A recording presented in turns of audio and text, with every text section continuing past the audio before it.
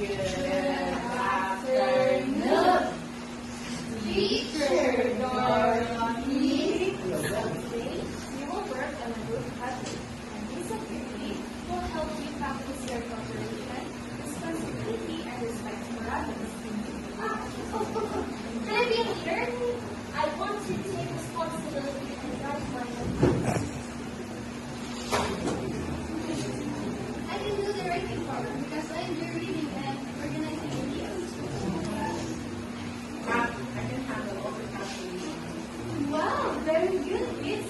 You are showing important learning life skills. During middle childhood, children strengthen their reading, writing, and calculating abilities, which are essential for everyday life.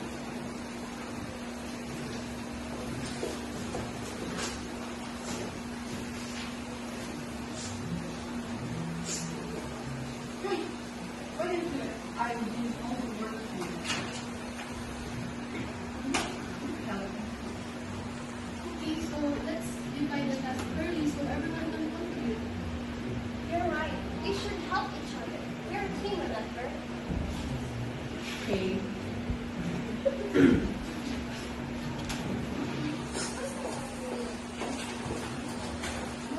Leader Alexa, very possible is an important part of growing up. During this stage, children begin to develop a sense of right and wrong.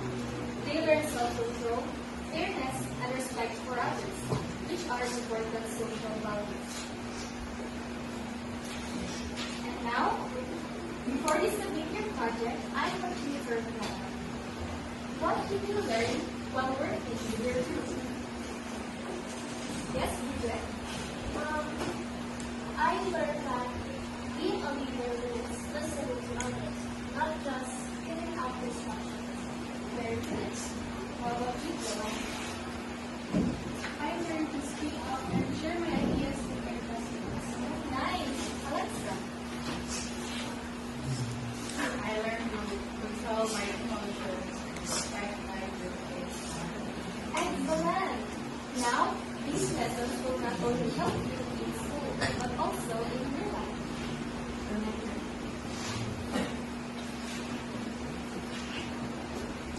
Another key characteristic of middle childhood is the development of self-concept and independence.